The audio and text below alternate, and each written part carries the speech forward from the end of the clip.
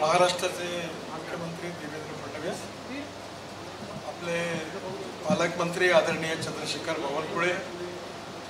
आदरणीय मंत्री डॉक्टर आशिष जायसवाल, आदरणीय पंकज भोयर, आमदार डॉक्टर आशिष देशमुख, आमदार चरणसिंग ठाकूर, सहकार आयुक्त दीपकजी तावरे, आपले प्रशासक विद्याधरजी अनासकर, दिलीपजी दिघे, मंचावर उपस्थित सर्व मान्यवर आणि उपस्थित सर्व बांधवांनो आणि बहिणींनो, सर्वप्रथम मी नागपूर जिल्ह्यातील सर्व शेतकऱ्यांच्या वतीने माननीय मुख्यमंत्री देवेंद्र फडणवीस यांना मनापासून धन्यवाद देतो की त्यांनी हा अतिशय ऐतिहासिक निर्णय घेतला। ही बँक, जिल्हा सहकारी बँकेचा कारभार हा सुरळीतपणे चालवण्याकरता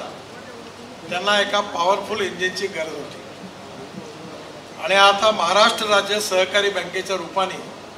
हे पॉवरफुल इंजिन आता या बँकेला मिळालेलं आहे। मला या ठिकाणी अतिशय आनंद आहे की गेल्या 6-7 वर्षापासून अनासकर साहेबांनी महाराष्ट्र राज्य सहकारी बँकेला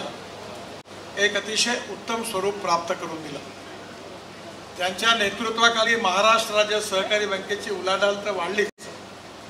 पण त्याबरोबर त्यांनी नफाही कमवून दाखवला आणि विशेषतः महाराष्ट्रामधल्या साखर उद्योगाला, इथेनॉल उद्योगाला मोठ्या प्रमाणावर महाराष्ट्र राज्य सहकारी बँकेने मदत केली आणि महाराष्ट्राच्या कृषी आणि ग्रामीण विकासामध्ये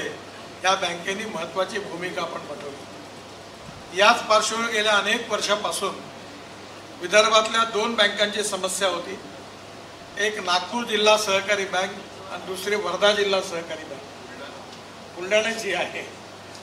आणि या सर्व बँकांना जर शक्ती मिळाली तर याचा सगळ्यात जास्त फायदा या विभागातल्या शेतकऱ्यांना मिळणार आहे, कारण पीक कर्ज बंद झाली होती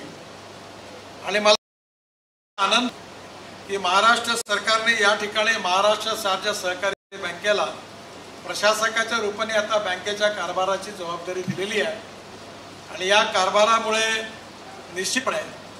आपल्या जिल्ह्यामध्ये, नागपूर जिल्ह्यामध्ये पुन्हा एकदा अनेक ठिकाणी शेतकऱ्यांना कर्ज पुरवठा करता अतिशय सुविधा प्राप्त होणार आहे। या बँकेचं स्वरूप बदलत जाऊन ज्याप्रमाणे अनासकर साहेबांनी विश्वास दिलेला आहे की त्यांनी सांगितलं की येत्या 2 वर्षातच ही बँक उत्तम प्रॉफिटमध्ये आम्ही आणून दाखवू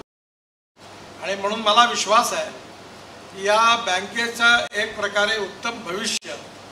येणाऱ्या काळात बदलण्याची आता सुरुवात झालेली आहे आणि त्यामध्ये महाराष्ट्र राज्य सहकारी बँकेची गॅरंटी, त्यांचं नाव हे उपयोगाचा ठरणार आहे। हा अतिशय महत्त्वाचा उत्तम निर्णय महाराष्ट्र सरकारने आणि आदरणीय देवेंद्रजींनी घेतला, त्यामुळे याचा ग्रामीण भागातल्या जनतेला, विशेषतः शेतकऱ्यांना आणि सहकारी बँकेचं जाळं जास्तीत अनेक गावामध्ये आहे त्या ग्रामीण भागातल्या जनतेला होणार आहे। मी मनापासून आभार मानतो, धन्यवाद देतो। अनासकर साहेबांनाही पण खूप खूप धन्यवाद देतो आणि आता असंच अजून बुलढाणा डिस्ट्रिक्ट कोऑपरेटिव्ह बँक आणि वर्धा जिल्हा सहकारी बँक माझ्या लक्षात आहे, या दोन्ही बँक आहे आणि तुमचं इंजिन लागलं तर तुम्हालाही प्रॉफिट मिळणार आणि त्यांनाही प्रॉफिट मिळणार, कारण या ठिकाणी त्या बँकेचा व्यवहार करत असताना महाराष्ट्र राज्य सहकारी बँकेच्याही कारभाराकरता या सर्व बँकांचा उपयोग होईल। पुन्हा एकदा आपल्या जिल्ह्यातल्या शेतकऱ्यांच्या वतीने मी मुख्यमंत्र्यांना आणि अनासकर साहेबांना खूप खूप धन्यवाद देतो आणि माझं भाषण संपवतो। धन्यवाद।